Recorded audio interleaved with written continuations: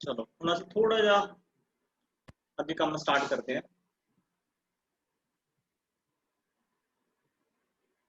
Perfectly elastic collision.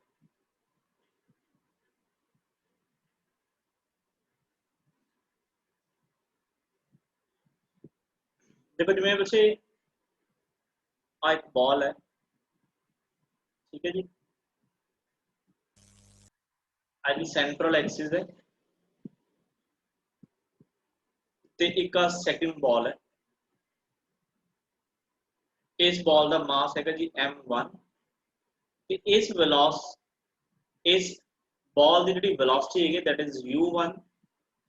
Second जी ball है बच्चे का मास है m2 ते इहदी जी वेलोसिटी है दैट इज u2। नींद तो नहीं आ रही किसी को?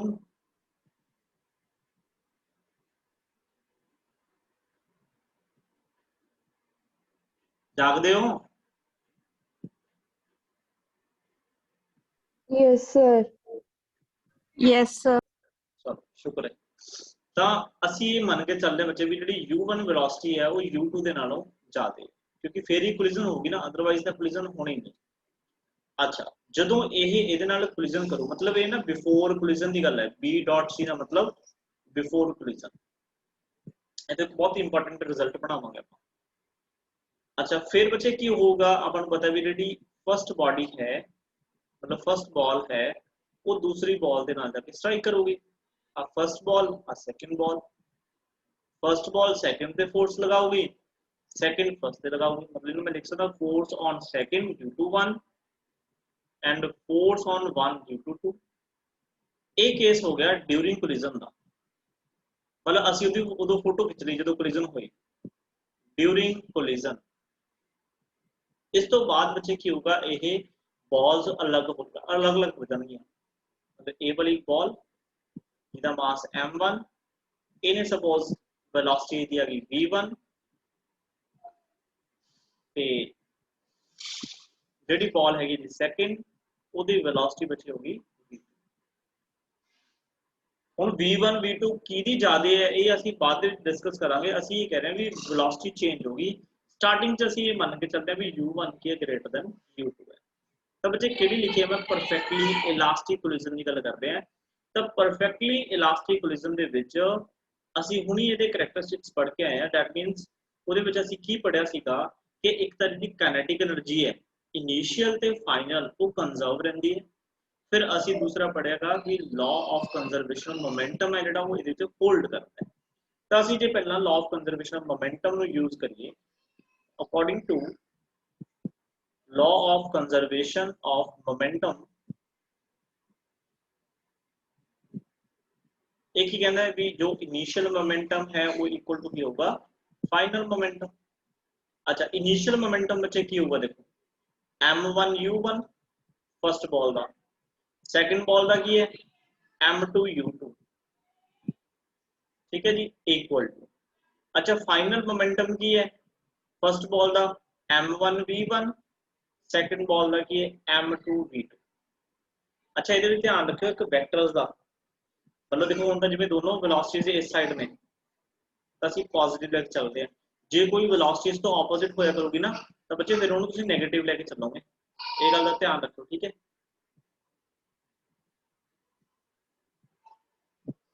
अच्छा ये अपने को आ गया जी। ये की करो जी m1 वाले टर्म्स ने उन्होंने एक साइड से कर लो। फिर मैं लिख सकता बच्चे m1 u1 minus v1 equal to m2 that is v2 minus u। ए तक देखो किसी को कोई डाउट हो?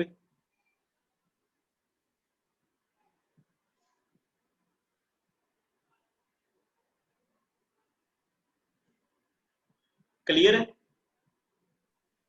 Yes sir. Yes sir. Okay फिर असी दूसरा इथे लगा दो according to law of conservation of energy. केड़ी energy? Kinetic energy. Law of conservation of kinetic energy. क्योंकि सानू पता काइनेटिक एनर्जी भी की रहूगी कंजर्व रहूगी। ता मतलब काइनेटिक एनर्जी जो इनिशियल है वो इक्वल टू होगी काइनेटिक एनर्जी फाइनल। अच्छा फर्स्ट बॉडी की काइनेटिक एनर्जी की है 1/2 m1 u1 square. Second body की है 1/2 m2 u2 square equal to final first body की है m1 v1 square plus 1/2 m2 v2 square. देखो हाफ हाफ ना लेफ्ट हैंड साइड भी है राइट हैंड साइड भी है, कट दो तो की बन गया m1 u1 square plus m2 u2 square is equal to m1 v1 square plus m2 v2 square. अच्छा m1 वाली टर्म्स एक साइड पे देख लो तो की बन गया बच्चे u1 square minus v1 square is equal to m2 की आ गया that is v2 square minus u2 square. दो इक्वेशंस आ गया, दोनों ने डिवाइड कर दो 1 डिवाइडेड बाय 2 या 2 डिवाइडेड बाय 1 कर दो 2 डिवाइडेड बाय 1। तो बच्चे जो डिवाइड करांगे देखो ऊपर टर्म्स की होंगी अपने को इधर अपने को है m1 u1 square minus v1 square upon से इधर क्या होगा left hand m1 u1 minus v1 equal to अच्छा राइट हैंड साइड की है m2 v2 square minus u2 square m2 v2 square minus u2 square upon नीचे की है m2 v2 minus u2 m2 v2 minus u। अच्छा ऊपर सारा दिख रहे ना फॉर्मूला बन रहा है a square minus b square तो ਅਸੀਂ m1 उड़ा दो m2 m2 उड़ा दो तेन मैं लिख सकता u1 माइनस v1 मतलब a माइनस b ते a प्लस b अपॉन किया गया u1 माइनस v1। सिमिलरली इधर मैं लिख सकता v2 माइनस u2 फिर v2 प्लस u2 अपॉन किया गया v2 माइनस u2। तो बच्चे आ भी कैंसिल हो गया ये भी कैंसिल हो गया तो बचा कि u1 plus v1 is equal to v2 plus u2। इन्हें थोड़ा जा सी रीअरेंज कर लेने हैं u1 minus u2 is equal to v2 minus v। This result is very very important. पहले तो मैंने ये दसो भी किसी किसी भी स्टेप ਦੇ ਵਿੱਚ अगर कोई दिक्कत हैगी फिर मैं ਤੁਹਾਨੂੰ ਇਸ ਜਿਹੜਾ ਅਸੀਂ ਬਣਾਇਆ ਐਕਸਪ੍ਰੈਸ਼ਨ ਉਹਦਾ मतलब समझाऊंगा भी ये क्यों इंपॉर्टेंट है। बोलो जी किसी ਨੂੰ कोई प्रॉब्लम है किसी भी स्टेप ਦੇ ਵਿੱਚ No, sir. होनी भी चाहिए क्योंकि एक लॉ ऑफ कंजर्वेशन मोमेंटम लाया एक ਆਪਾਂ काइनेटिक एनर्जी ਦਾ ਲਾਇਆ दोनों ने डिवाइड ਕੀਤਾ। ओके बच्चे ਜਿਹੜੀ ਆ u1 u2 है ना ਇਹਨੂੰ ਅਸੀਂ ਕੀ ਬੋਲਦੇ हैं ये है relative velocity. Relative velocity before collision check करके देखो पहली जी बॉल है u1 ना जा रही सी u2 दोनों बॉडीज मूव कर रही है ना मतलब दो बॉडीज जो मूव कर दी हो तो वेलोसिटी का केड़ा कंसेप्ट आता है रिलेटिव का तो ये केड़ी वेलोसिटी है ये है रिलेटिव वेलोसिटी। अच्छा तो जी v2 माइनस v1 है ये की है ये रिलेटिव वेलोसिटी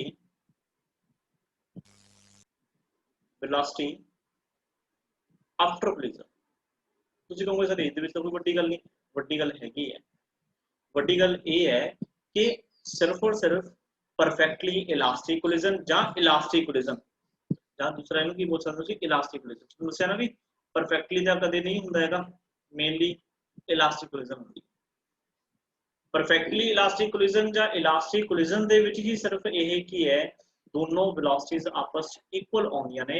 अगर ਤੁਸੀਂ ਹੋਰ ਕਿਸੇ ਡੈਰੀਵੇਸ਼ਨ ਦੇ ਵਿੱਚ मतलब इन इलास्टिक ਦੇ ਵਿੱਚ ਲਗਾਓਗੇ ਤਾਂ ਉਹਦੇ ਵਿੱਚ ਆਪਾਂ ਨੂੰ ਪਤਾ ਵੀ ਜਿਹੜੀ ਆ ਕਾਈਨੈਟਿਕ એનર્ਜੀ ਆ ਉਹ ਕੰਜ਼ਰਵ ਨਹੀਂ ਰਹਿਣੀ ਜਿਹਦੇ ਨਾਲ ਸਾਰੀ ਇੱਥੋਂ ਕੀ ਹੈ ਜਿਹੜੀ ਡੈਰੀਵੇਸ਼ਨ ਚੇਂਜ ਹੋ ਜੂਗੀ ਤੇ ਇਹ ਵਾਲਾ ਰਿਜ਼ਲਟ ਸੇਮ ਨਹੀਂ ਆਉਣਾ। ਤਾਂ ਹਮੇਸ਼ਾ ਬੱਚੇ ਇਹ ਗੱਲ ਦਾ ਧਿਆਨ ਰੱਖਿਓ ਕਿ ਜਦੋਂ ਵੀ ਪਰਫੈਕਟਲੀ ਇਲਾਸਟਿਕ ਦੀ ਗੱਲ ਹੋਏਗੀ ਜਾਂ ਅਸੀਂ ਇਲਾਸਟਿਕ ਦੀ ਗੱਲ ਕਰੀਏ इलास्टिक कोलिजन ਤਾਂ ਜਿਹੜੀ ਰਿਲੇਟਿਵ ਵੈਲੋਸਿਟੀ ਬਿਫੋਰ ਕੋਲਿਜ਼ਨ ਹੈ ਤੇ ਰਿਲੇਟਿਵ ਵੈਲੋਸਿਟੀ ਆਫਟਰ ਕੋਲਿਜ਼ਨ ਹੈ, ਉਹਨਾਂ ਦੀ ਜਿਹੜੀ ਵੈਲਿਊ ਹੈ ਉਹ ਇਕੁਅਲ ਹੋਏਗੀ। ਜਿੰਨੀ ਰਿਲੇਟਿਵ ਵੈਲੋਸਿਟੀ ਬਿਫੋਰ ਕੋਲਿਜ਼ਨ ਉਨੀ ਹੀ ਰਿਲੇਟਿਵ ਵੈਲੋਸਿਟੀ ਆਫਟਰ ਕੋਲਿਜ਼ਨ। ਥੋੜਾ ਜਿਹਾ ਹੋਰ ਇਹਨੂੰ ਆਪਾਂ ਕੀ ਹੈ ਮੋਡੀਫਾਈ ਕਰ ਸਕਦੇ ਹਾਂ। ਇਹਨੂੰ ਅਸੀਂ ਇਦਾਂ ਵੀ ਲਿਖ ਸਕਦੇ ਹਾਂ, ਜੇ ਮੈਨੂੰ ਇਹ ਲਿਖਾਂ, ਜੇ ਦੋਨੋਂ ਟਰਮਸ ਬਰਾਬਰ ਨੇ ਤਾਂ ਮੈਨੂੰ ਇਹ ਲਿਖ ਸਕਦਾ v2 minus v1 upon u1 minus u2 is equal to 1 लिख सकता ना।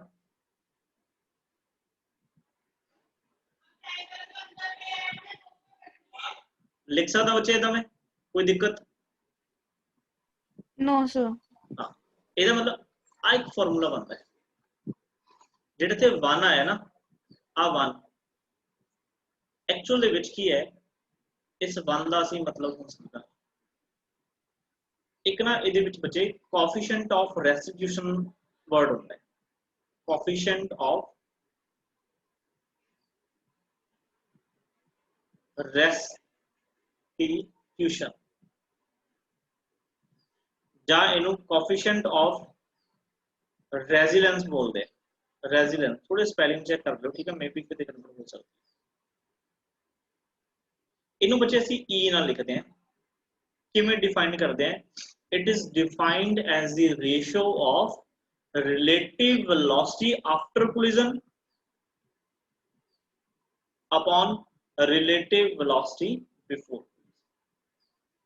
ਤੁਸੀਂ ਕਹੋਗੇ ਸਰ ਇਹ ਤਾਂ ਫਾਰਮੂਲਾ ਉਹ ਵੀ ਲਿਖਤਾ ਜਿਹੜਾ ਉੱਪਰ ਲਿਖਿਆ ਸੀ, ਬਿਲਕੁਲ ਇਹਦਾ ਮਤਲਬ ਜਿਹੜਾ ਤੁਸੀਂ ਆ ਲਿਖ ਕੇ ਆਏ ਹੋ ਨਾ, ਇਹ E ਹੈ, ਕੋਐਫੀਸ਼ੀਐਂਟ ਆਫ ਰੈਸਟੀਟਿਊਸ਼ਨ। ਤੇ ਕੋਐਫੀਸ਼ੀਐਂਟ ਆਫ ਰੈਸਟੀਟਿਊਸ਼ਨ ਦੀ ਵੈਲਿਊ ਪਰਫੈਕਟਲੀ ਇਲਾਸਟਿਕ ਕੋਲਿਜ਼ਨ ਵਾਸਤੇ ਕੀ ਹੈ? 1 ਹੈ। ਇਹ ਹੁਣ ਥੋੜਾ ਤਾਂ ਸਮਝ ਲੱਗੂਗਾ ਜੇ ਅਸੀਂ ਕੋਐਫੀਸ਼ੀਐਂਟ ਆਫ ਰੈਸਟੀਟਿਊਸ਼ਨ ਨੂੰ ਸਮਝਾਂਗੇ ਹੁੰਦਾ ਕੀ ਹੈ। डेफिनेशन तो ठीक देख ली, वैल्यू क्यों फाइंड करनी है, चलो ठीक है, मीनिंग की है। तब जेड़ा कोएफिशिएंट ऑफ रेस्टिट्यूशन है ना, एक ही कम होता है E, it tells the nature of collision। This is very important। Coefficient of restitution तो अनु collision का नेचर दस्या करूगा कि वो परफेक्टली इलास्टिक है, इन इलास्टिक है, या की है परफेक्टली की होगी, परफेक्टली इन इलास्टिक होगी। आ देखो मैं तुहानू समझाना, ये ई है ना बच्चे, ई दी वैल्यू साडे कोले जदों असीं न्यूमेरिकल्स करांगे साडे कोले इहदी वैल्यू 0 भी हो सकती है, इहदी वैल्यू साडे कोले 0.2 भी हो सकती है, ठीक है, ਇਹਦੀ ਵੈਲਿਊ ਸਾਡੇ ਕੋਲੇ 0.5 ਵੀ ਹੋ ਸਕਦੀ ਹੈ, ਇਹਦੀ ਵੈਲਿਊ ਸਾਡੇ ਕੋਲੇ 0.8 ਵੀ ਹੋ ਸਕਦੀ ਹੈ, ਇਹਦੀ ਵੈਲਿਊ ਸਾਡੇ ਕੋਲੇ 1 ਵੀ ਹੋ ਸਕਦੀ ਹੈ। ਐਦਾਂ ਵੈਲਿਊ ਹੋਣਗੇ, मतलब e ਦੀ ਜਿਹੜੀ ਵੈਲਿਊ ਹੈ ਉਹ ਗ੍ਰੇਟਰ ਦੈਨ 1 ਹੋਏਗੀ, ਲੈਸ ਦੈਨ ਇਕੁਅਲ ਟੂ 0, ਇਹਦੇ ਵਿਚਕਾਰ ਇਹ ਲਾਈ ਕਰ। ਤਾਂ ਇਹਨੂੰ ਸਮਝਣ ਦਾ, ਇਹਨੂੰ ਸਮਝ ਕਿਵੇਂ ਸਕਦੇ ਆ? ਦੇਖੋ ਜਦੋਂ ਇਹਦੇ ਮਤਲਬ ਥੋੜਾ ਸਮਝਣਾ ਹੋਵੇ, ਇਹਨੂੰ ਮੈਂ 100 ਨਾਲ ਮਲਟੀਪਲਾਈ ਕਰ ਦੇਣਾ। E is equal to 100 ਨਾਲ ਮਲਟੀਪਲਾਈ ਕਰੂੰਗਾ 0, ਇੱਥੇ ਕਿੰਨਾ ਆ ਜਾਊਗਾ 20, ਇੱਥੇ ਕਿੰਨਾ ਆ ਜਾਊਗਾ 50, ਇੱਥੇ ਕਿੰਨਾ ਆ ਜਾਊਗਾ 80, ਇੱਥੇ ਕਿੰਨਾ ਆ ਜਾਊਗਾ 100। ਤਾਂ ਬੱਚੇ ਇਹਦਾ ਮਤਲਬ ਕੀ ਹੈ? 100% ਕੋਲਿਜ਼ਨ ਹੋਈ ਹੈ, मतलब सॉरी 100% कोलिजन नहीं कह सकते भी 100% एनर्जी की है कंजर्व है। मतलब जो भी बच्चे E की वैल्यू 1 होगी, ਇਹਦਾ मतलब जो वो जी कोलिजन होगी वो परफेक्टली इलास्टिक होगी। देखो अगर E की वैल्यू 80 है, दैट मीनस देखो एक्चुअल कोई भी चीज 100% होगी है ना, ये आ रही है 80, मतलब कुछ एनर्जी लॉस होगी, दैट मीनस बच्चे ए वाली जो E की वैल्यू 0.8 हुई, ਇਹਦਾ मतलब ये इलास्टिक कोलिजन हो, कुछ ना कुछ एनर्जी लॉस होगी, और बहुत ज्यादा नहीं हुई, थोड़ी जो हुई। अच्छा 0.5 मतलब 50% एनर्जी लॉस होगी, ਇਹਦਾ मतलब ਇਹ ਕਿਹੜੀ ਕੋਲਿजन होगी? ये इन इलास्टिक कोलिजन होगी। अच्छा 20% ही बच गई, मतलब 80% की होगी लॉस होगी, ਇਹਦਾ मतलब ਇਹ वाली ਦੀ ਗੱਲ ਕਰੀਏ ਜਾਂ ਕੰਪਲੀਟਲੀ ਸਾਰੀ એનર્ਜੀ लॉस होगी, ਇਹਦੀ ਗੱਲ ਕਰੀਏ ਤਾਂ ਇਹ ਕਿਹਨੂੰ ਰਿਪਰੈਜ਼ੈਂਟ ਕਰਦੇ? ਇਹ परफेक्टली इन इलास्टिक। वैसे परफेक्टली ਨੂੰ 0 ਵਾਲੀ ਬੋਲਾਂਗੇ ਆਪਾਂ, ਇਹ ਵੀ 0.2 ਵਾਲਾ ਵੀ ਇਹਦੇ ਵਿੱਚ ਤੁਸੀਂ ਇਨਕਲੂਡ ਕਰ ਲਓ। ਇਹ ਕੀ ਹੋਗਾ? Perfectly in elastic. ਤਾਂ ਇਸ ਤਰੀਕੇ ਦੇ ਨਾਲ ਸਾਨੂੰ ਕੀ ਹੈ ਇਹ ਨੇਚਰ ਆਫ ਕੋਲਿਜ਼ਨ ਦੱਸਦਾ ਹੈ। ਅੱਛਾ ਹੁਣ ਦੇਖੋ E ਦੀ ਵੈਲਿਊ ਇੱਥੇ ਕਿੰਨੀ ਆਈ ਸੀ, ਪਰਫੈਕਟਲੀ ਇਲਾਸਟਿਕ। ਤਾਂ ਨੀਅਰਲੀ ਮੈਂ ਲਿਖਿਆ ਵੀ ਚਲੋ ਇਹਨੂੰ ਇਲਾਸਟਿਕ ਲੈ ਕੇ ਵੀ ਕਈ ਵਾਰ ਅਸੀਂ ਚੱਲ ਪਾਉਂਦੇ ਹਾਂ, ਠੀਕ ਹੈ। मतलब अगर यार थोड़े को v2 minus v1 upon u1 minus u2 की वैल्यू 1 आ रही है, दैट मींस ਤੁਹਾਡੇ ਕੋਲੇ ਕੋਐਫੀਸ਼ੀਐਂਟ ਆਫ ਰੈਸਟੀਟਿਊਸ਼ਨ ਦੀ ਵੈल्यू 1 ਆ ਰਹੀ ਹੈ, दैट मींस ਉਹ ਕੋਲਿਜ਼ਨ ਪੱਕਾ ਕੀ ਹੈ, ਉਹ ਪਰਫੈਕਟਲੀ ਇਲਾਸਟਿਕ। ਉਹ ਤਾਂ ਹੀ ਇਸੇ ਡੈਰੀਵੇਸ਼ਨ ਚ ਬਣਦੀ ਹੈ। ਬਾਕੀ ਕਿਸੇ ਵੀ मतलब यानी कि ਤੁਸੀਂ ਇਨਇਲਾਸਟਿਕ ਕੋਲਿਜ਼ਨ ਦੇ ਵਿੱਚ ਲੈ ਕੇ ਚੱਲੋਗੇ ਨਾ ਤਾਂ ਕਾਈਨੈਟਿਕ एनर्जी ਦਾ ਲਾਸ ਦਿਖਾਓਗੇ। दैट मींस ਤੁਸੀਂ ਇਹ ਕਦੇ ਨਹੀਂ ਲਿਖ ਸਕਦੇ ਕਿ ਜੋ ਕਾਈਨੈਟਿਕ एनर्जी ਇਨੀਸ਼ੀਅਲ ਸੀ ਉਨੀ ਹੀ ਕਾਈਨੈਟਿਕ एनर्जी ਫਾਈਨਲ ਹੈ, ਨਹੀਂ। ਜਦੋਂ ਇਹ ਨਹੀਂ ਲਿਖੋਗੇ ਤਾਂ ਕਦੇ ਵੀ ਬੱਚੇ ਇੱਥੇ ਇਕੁਅਲ ਟੂ ਦਾ ਸਾਈਨ ਨਹੀਂ ਆਊਗਾ। ਜਦੋਂ ਨਹੀਂ ਆਊਗਾ दैट मींस ਇੱਥੇ ਵੀ ਇਕੁਅਲ ਟੂ ਸਾਈਨ ਨਹੀਂ ਆਊਗਾ। ਇਹਦਾ ਮਤਲਬ ਜਿਹੜੀ E ਹੈ, E ਦੀ ਵੈਲਿਊ 1 ਤੋਂ ਕੀ ਹੈ, ਘੱਟ। ਦੇਖੋ ਕਲੀਅਰ ਹੈ, ਸਮਝ ਲੱਗੇ E ਦਾ ਮਤਲਬ ਕੀ ਹੈ? Yes sir. ठीक है जी। कोएफिशिएंट ऑफ रेस्टिट्यूशन की है फाइंड करना बड़ा सौखा, वेलोसिटी तो हम डायरेक्टली गिवन होनी डिवाइड करना होगा, ठीक है। बट ਇਹਦਾ नेचर कोलिजन ਜਿਹੜਾ ਇਹ ਦੱਸਦਾ ਹੈ, ਇਹਦੇ ਬਾਰੇ ਸਮਝਣਾ ਕੀ ਹੈ ਕਾਫੀ ਜ਼ਰੂਰੀ ਹੈਗਾ, ਬੱਚਿਆਂ ਨੂੰ ਇਹਦੇ ਬਾਰੇ ਪਤਾ ਹੋਣਾ ਜ਼ਰੂਰੀ ਹੈ। ਓਕੇ ਇਹ ਹੋ ਗਿਆ ਜੀ ਆਪਣਾ।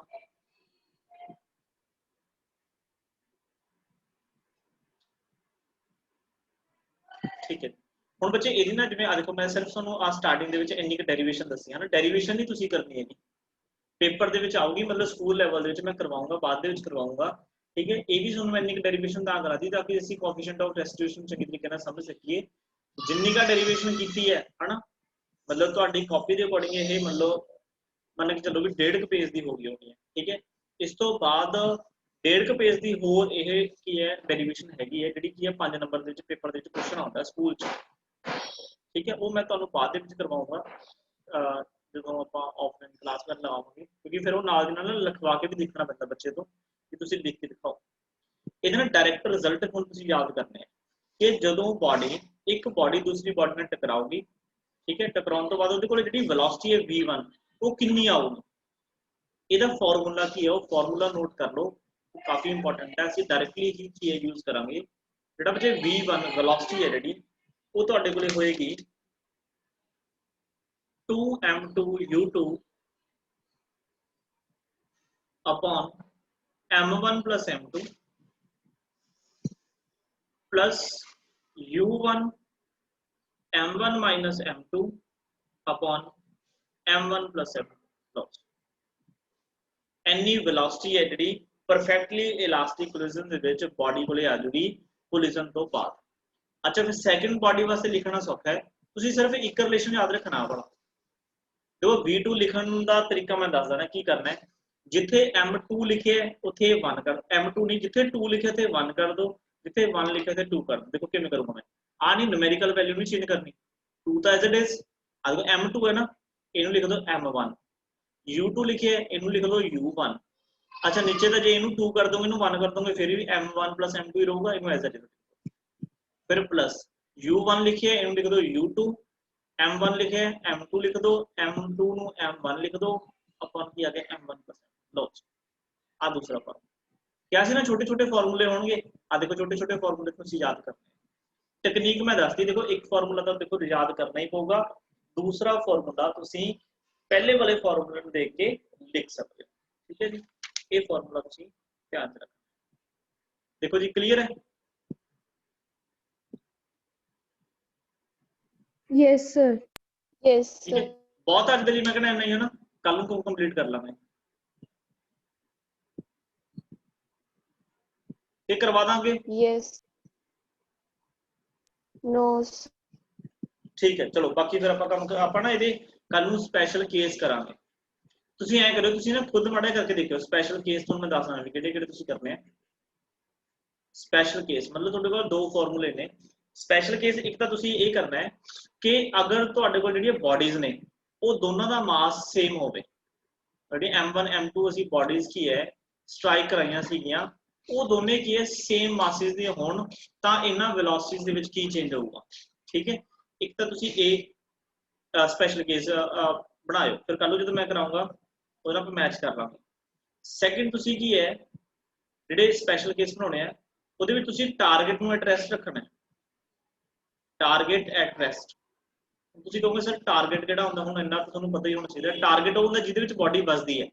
ਅਦਰ ਸੈਕੰਡ ਬਾਡੀ ਕੀ ਹੈ, ਟਾਰਗੇਟ ਹੈ। ਆ ਟਾਰਗੇਟ ਹੈ, ਇਹਨੂੰ ਅਸੀਂ ਟਾਰਗੇਟ ਬੋਲਦੇ ਹਾਂ। ਜਿਹਦੇ ਵਿੱਚ ਅਸੀਂ ਕੀ ਹੈ ਕੋਲਿਜ਼ਨ ਕਰਾਉਣੀ ਹੈ, ਇਹਨੂੰ ਅਸੀਂ ਕੀ ਬੋਲਦੇ ਹਾਂ, ਪ੍ਰੋਜੈਕਟਾਈਲ ਜਾਂ ਪ੍ਰੋਜੈਕਟਡ ਬਾਡੀ ਬੋਲਦੇ। ਠੀਕ ਹੈ, ਤਾਂ ਇੱਕ ਕੇਸ ਤੁਸੀਂ ਇਹ ਮੰਨਣਾ ਵੀ ਜੋ ਟਾਰਗੇਟ ਐਟ ਰੈਸਟ ਹੈ, ਮਤਲਬ ਉਹਦੀ ਜਿਹੜੀ u2 ਵੈਲੋਸਿਟੀ 0 ਹੈ। ਫਿਰ ਇਹਦੇ ਵਿੱਚ ਨਾ ਸਪੈਸ਼ਲ ਕੇਸ ਲਗਾਉਣੇ ਨੇ ਵੀ ਫਿਰ ਅਗਰ ਕੀ ਹੈ ਬਾਡੀ ਦੇ ਮਾਸਿਸ ਸੇਮ ਹੋਣ ਤਾਂ ਕੀ ਹੋਊਗਾ। ਅਗਰ ਇੱਕ ਬਾਡੀ ਦਾ ਮਾਸ ਦੂਸਰੇ ਦੇ ਨਾਲੋਂ ਬਹੁਤ ਜ਼ਿਆਦਾ ਹੋਵੇ ਤਾਂ ਕੀ ਹੋਊਗਾ। ਅਗਰ ਇੱਕ ਬਾਡੀ ਦਾ ਮਾਸ m1 ਦਾ ਮਾਸ ਦੂਜੀ ਨਾਲੋਂ ਬਹੁਤ ਘੱਟ ਹੋਵੇ ਤਾਂ ਕੀ ਹੋਊਗਾ। ਲਓ, ਤਿੰਨ ਕੇਸ ਇਹ ਨੇ, ਇੱਕ ਕੇਸ ਇਹ ਹੈ। ਜੇ ਤੁਸੀਂ ਇਹ ਚਾਰ ਕੇਸ ਬਣਾ ਲਏ ਨਾ, ਫਿਰ ਹੁਣ ਥੋੜਾ ਜਿਹਾ ਵਿਜ਼ੂਅਲਾਈਜ਼ ਕਰਿਓ। ਮੈਂ ਕੱਲ ਨੂੰ ਇਹਦੇ ਤੇ ਕੁਐਸਚਨਸ ਫਿਰ ਤੁਹਾਨੂੰ ਪੁੱਛੂੰਗਾ। ਠੀਕ ਹੈ, ਤੇ ਜੇ ਤੁਸੀਂ ਅੱਜ ਬਣਾ ਲਏ, ਠੀਕ ਹੈ, ਬਣਾਉਣੇ ਹੈਗੇ ਨੇ, ਵੈਸੇ ਜੇ ਦਾ ਕੀ ਮਤਲਬ ਹੁੰਦਾ ਬਣਾਉਣੇ ਹੀ ਬਣਾਉਣੇ ਨੇ। ਸ਼ਾਮ ਨੂੰ ਤੁਸੀਂ ਮੈਨੂੰ ਇਹਦੀਆਂ ਸਪੈਸ਼ਲ ਕੇਸਿਸ ਬਣਾ ਕੇ ਨਾ ਮੈਨੂੰ ਉਹਦੀ ਪਿਕ ਸੈਂਡ ਕਰਨੀ ਅੱਜ ਸ਼ਾਮ ਤੱਕ। ਠੀਕ ਹੈ, ਤੁਹਾਡੇ ਕੋਲ ਪੂਰਾ ਸਾਰਾ ਦਿਨ ਹੈ। ਠੀਕ ਹੈ, ਚਾਹੇ ਹੁਣੀ ਬਹਿ ਕੇ ਕਰ ਲਓ, ਚਾਹੇ ਘੰਟੇ ਬਾਅਦ ਕਰ ਲਿਓ, ਚਾਹੇ ਸ਼ਾਮ ਨੂੰ ਕਰ ਲਿਓ, ਬਟ ਸ਼ਾਮ ਨੂੰ 5 ਵਜੇ ਤੱਕ ਤੁਹਾਡੇ ਇਹ ਸਪੈਸ਼ਲ ਕੇਸਿਸ, ਠੀਕ ਹੈ, ਮੇਰੇ ਕੋਲ ਪਹੁੰਚਣੇ ਚਾਹੀਦੇ। Is it clear to all?